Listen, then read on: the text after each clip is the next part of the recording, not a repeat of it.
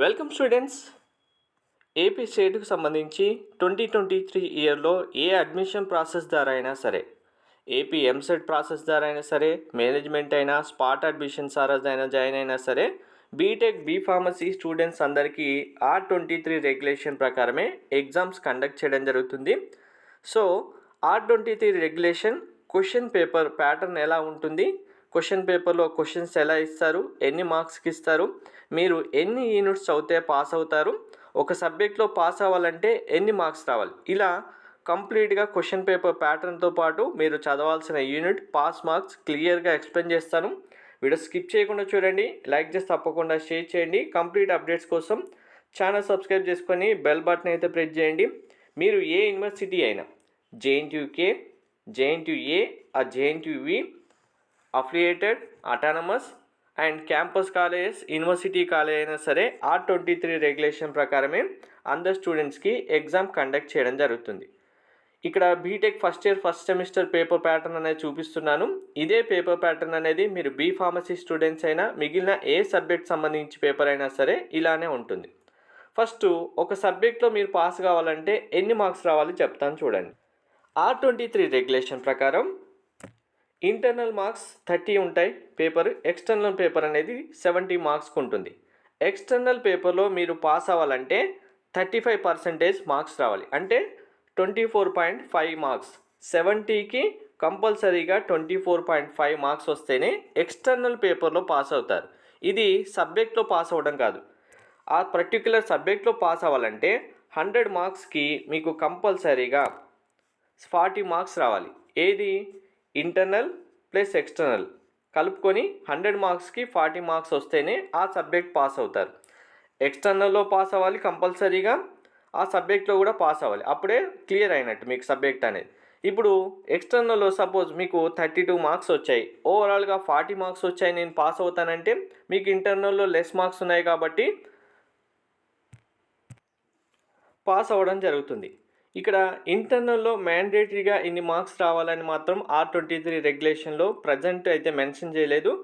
Exam time వరకు ఇంటర్నల్లో కూడా particular marks ఉండాలంటే మాత్రం ఉండాల్సి ఉంటుంది. ఇది ఒకటి మాత్రం గుర్తుపెట్టుకోండి. ఇన్ కేస్ ఇప్పుడు మీకు ఇంకొక ఎగ్జాంపుల్,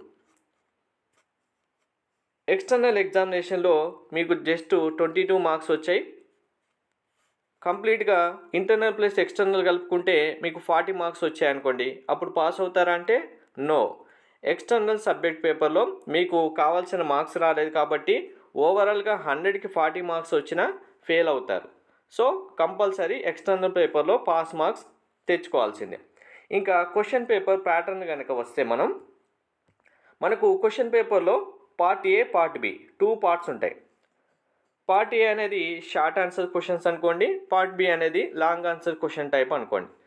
సో పార్ట్ ఏలో మనకు 20 మార్క్స్ ఉంటాయి.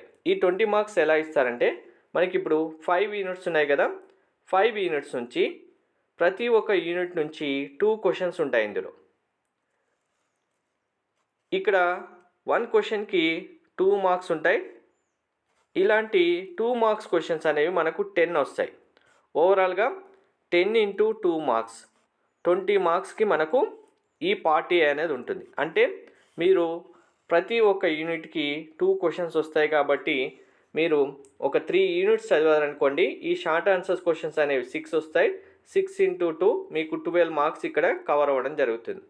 ఇక్కడ ఎందుకు 3 యూనిట్స్ అని చెప్తున్నాను అనేది మీకు ఎండ్ వరకు చూస్తే అర్థమవుతుంది. ఇదైతే గుర్తుపెట్టుకోండి. 3 యూనిట్స్ పర్ఫెక్ట్గా చదివితే షార్ట్ ఆన్సర్స్ క్వశ్చన్స్ మీరు 6 రాయొచ్చు. 6 ఇంటూ 2 12 మార్క్స్ అయితే వస్తాయి. ఈ 2 మార్క్స్ గుర్తుపెట్టుకోండి.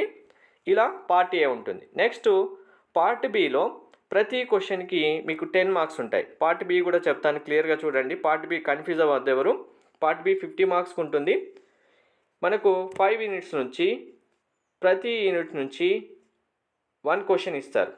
ఈ 1 క్వశ్చన్ కూడా మనకు ఆర్ అనే మెన్షన్ చేస్తారు. అంటే ప్రతి యూనిట్ నుంచి 2 క్వశ్చన్స్ మీరు ఎక్స్పెక్ట్ చేయొచ్చు, 1A 1B అని.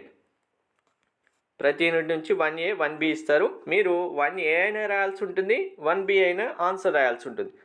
కానీ 1A హాఫ్ రాసేసి 1B హాఫ్ రాస్తానంటే అలా కుదరదు. కంప్లీట్గా 1A క్వశ్చన్ అయినా రాయాలి, 1B క్వశ్చన్ అయినా రాయాలి. అప్పుడే మీకు 10 మార్క్స్ వస్తాయి. ఇందులో కూడా ఈ 1Aలో కూడా మీకు 10 మార్క్స్ రావాలి కదా. 10 మార్క్స్ని 5+5గా ఇవ్వచ్చు క్వశ్చను, లేదు 6+4గా ఇవ్వచ్చు, 4+6 ఇలా ఇవ్వచ్చు, లేదంటే డైరెక్ట్గా 10 మార్క్స్ క్వశ్చనే ఇవ్వచ్చు. క్వశ్చన్ అనేది కంప్లీట్గా ఓన్లీ 10 మార్క్స్కే లాంగ్ ఆన్సర్ ఇస్తారనేది గ్యారంటీ లేదు. 5+5 అనేది 1Aలో 2 క్వశ్చన్స్ అయినా ఇవ్వచ్చు, 6+4 ఇవ్వచ్చు, 4+6 ఇవ్వచ్చు, డైరెక్ట్గా 10 మార్క్స్ కూడా ఇవ్వచ్చు. అలాంటి క్వశ్చన్స్ ఇస్తారు కాబట్టి ఆ యూనిట్ పర్ఫెక్ట్గా మీరు చదివితే ఆ యూనిట్ నుంచి 1A అయినా సెలెక్ట్ చేసుకోవాలి, 1B అయినా సెలెక్ట్ చేసుకోవాలి. ఈ 1A 1B ఎలా సెలెక్ట్ చేసుకోవాలి మీరు అనేది కూడా చెప్తాను చూడండి. మీకు మీ యొక్క రెగ్యులేషన్ ప్రకారం సబ్జెక్టు సంబంధించిన సిలబస్ కాపీ PDF ఉంటుంది చూడండి. సిలబస్ కాపీలో ప్రతి యూనిట్కి మీకు హాఫ్ సిలబస్ డివిజన్గా ఉంటుంది. ఈ ఫస్ట్ హాఫ్ సిలబస్ నుంచి ఈ 1A క్వశ్చన్ వస్తుంది, సెకండ్ హాఫ్ సిలబస్ నుంచి ఈ 1B క్వశ్చన్ వస్తుంది. సో అలా మీరు ప్రిపేర్ అవుతే ఈ 1A 1Bని కవర్ చేయొచ్చు.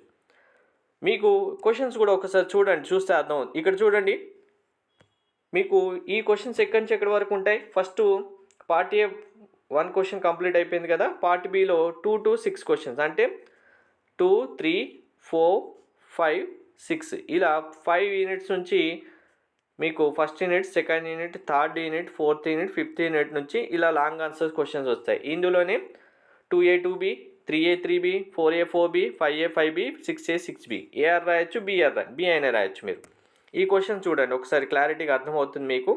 ఇక్కడ 3A 3B ఇచ్చారు థర్డ్ యూనిట్ నుంచి. 3A 3Bలో మీరు ఎన్ని మార్క్స్ ఇచ్చారు, 5+5 అని ఇచ్చారు. సో 5+5 2 క్వశ్చన్స్ రాస్తేనే మీకు ఇక్కడ 10 మార్క్స్ వస్తాయి. లేదు నాకు ఒకే క్వశ్చన్కి ఆన్సర్ వస్తుంది, ఓన్లీ 5 మార్క్స్కే నేను రాయొచ్చు అంటే రాయండి. కానీ ఇంకా థర్డ్ యూనిట్ సంబంధించి మీకు 5 మార్క్స్కి మాత్రమే ఆన్సర్ వస్తాయి. మళ్ళీ ఏబీలో మళ్ళీ నెక్స్ట్ ఆర్ దగ్గర AB ఉంది కదా, ఇందులో ఏ ఆన్సర్ రాసేసి ఇందులో B రాస్తాను నాకు మార్క్స్ ఇస్తారంటే ఇవ్వరు. ఐదర్ ఏ అయినా తీసుకోండి, ఇక్కడ నుంచి ఏ అయినా AB అయినా తీసుకోండి, కానీ అందులో A ఇందులో B ఇలా రాస్తానంటే మాత్రం మార్క్స్ రావు కంపల్సరీగా. సో ఇప్పుడు మీరు ఇంకా పాస్ అవ్వాలంటే ఎన్ని యూనిట్స్ చదవాలి. ఇక్కడ ఒక క్వశ్చన్ చూడండి, డైరెక్ట్ 10 మార్క్స్కి ఇచ్చారు. ఇక్కడ చూడండి 5+5 కాకుండా డైరెక్ట్ 10 మార్క్స్కి ఇచ్చారు. సో ఈ ఒక్క క్వశ్చన్ రాసేస్తే డైరెక్ట్ 10 మార్క్స్ వచ్చేస్తాయి మీకు. ఇలానే ప్రతి సబ్జెక్ట్ సంబంధించి మీకు పార్ట్ A పార్ట్ B ఉంటుంది. లాంగ్ ఆన్సర్ క్వశ్చన్లో ఏబీలలో కూడా 5+5 అని ఇవ్వచ్చు, డైరెక్ట్ 10 మార్క్స్ అని ఇవ్వచ్చు. సో ఇప్పుడు మీరు పర్టికులర్గా పాస్ అవ్వాలంటే మీకు బిగినింగ్లో చెప్పాను కదా, 3 యూనిట్స్ అవుతే షార్ట్ ఆన్సర్స్ క్వశ్చన్స్ ఎన్ని వస్తాయి, 6 × 2 ఎన్ని వచ్చాయి మార్క్స్, 12 మార్క్స్ వచ్చాయి. ఇప్పుడు 3 యూనిట్స్ అవుతే మీకు లాంగ్ ఆన్సర్స్ క్వశ్చన్స్ ఎన్ని వస్తాయి, 3 వస్తాయి కదా. 3 × 10 ఎన్ని అవుతాయి, 30 మార్క్స్ అవుతాయి. సో ఓవరాల్గా మీకు 42 మార్క్స్ వస్తాయి 3 యూనిట్స్ కంప్లీట్గా చదివితే. సో కంపల్సరీగా సబ్జెక్టు పాస్ అవ్వాలి డౌట్ లేకుండా అంటే ఎక్స్టర్నల్లో 42 మార్క్స్ పేపర్ మీరు కంపల్సరీగా రాయాల్సి ఉంటుంది. 3 యూనిట్స్ చదివితే చాలు మీకు ఈ పాస్ మార్క్స్ అనేవి కన్ఫర్మ్గా వస్తాయి. సో ఇంకా నాకు ఎక్కువ మార్క్స్ రావాలి, నేను టాప్ స్కోర్ చేయాలనుకుంటే 5 యూనిట్స్ అయితే కంపల్సరీ చదవాల్సిందే, చాయిసెస్ అయితే ఏముండవు. కాబట్టి 5 యూనిట్స్ కంపల్సరీ చదివితే 70 మార్క్స్ మీరు రాయగలుగుతారు. లేదు పర్టికులర్గా కొన్ని సబ్జెక్ట్స్ హార్డ్గా ఉన్నాయి, నా వల్ల అవ్వట్లేదు అన్న వాళ్ళు 3 యూనిట్స్ అయినా చదివితే 42 మార్క్స్ మీరు రాయగలుగుతారు. యావరేజ్ స్కోర్ అయినా వస్తుంది, పాస్ మార్క్స్ గ్యారంటీగా వస్తాయి. ఇది పేపర్ ప్యాటర్న్. Thank you.